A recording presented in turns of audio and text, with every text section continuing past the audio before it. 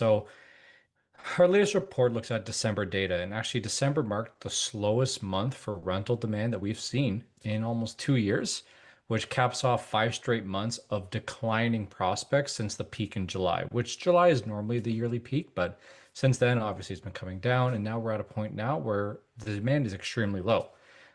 What's interesting enough is this slowdown in demand is coupled with multi-decade high in apartment completions, which means we are seeing a lot of supply coming to the market and not as much demand for these units as we once saw. So while demand does remain quite low, it is interesting because the federal government has brought in these new ways to try to bring down demand, which of course the overabundance of demand and not enough supply is how we got these rental prices increasing exponentially since 2019. So what the federal government did was a few things. First, they removed HST for developers who wanted to build purpose-built rentals to make it more affordable. Then they also, of course, limited the amount of newcomers we're seeing in this country. And a large portion of newcomers are international students, and most international students rent. So when you see that market really reduce down very, very much, you start to see a lot of supply come into the market. And when there's supply and not a lot of demand, prices come down. Goodness. Well, at one point in 2023, the average rent in Vancouver was $3,400 a month. The average rent in Toronto was over $3,000 a month. I know we're talking from a different province, but even Montreal, average rents there became $2,200 a month. So we got to a point right now where who can afford to live here? And rentals.ca did a survey where we asked Canadians how much of their net income goes towards rent, and what we found is, and I can send it to you as well, is about half of 18 to 24-year-olds are spending half their income on rent.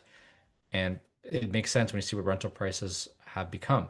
So even though they are coming down, by no means as rentals that I'd say saying they're affordable.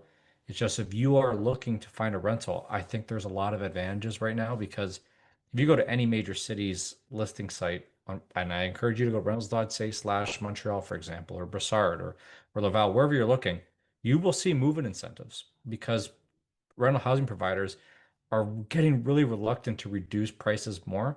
What they'd rather do is give you a free month or two of rent, maybe a break on parking, break on internet, and it's just a lot more supply right now. So we're seeing just on our side, renters taking a lot more time making these choices because there is so much more supply.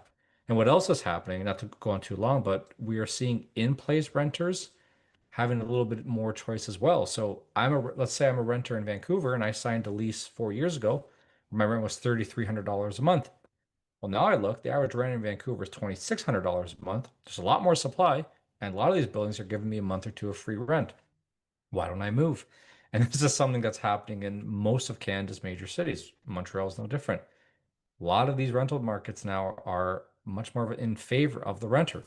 So now property managers have to try to work on renter retention, and that's become its own fiasco in itself.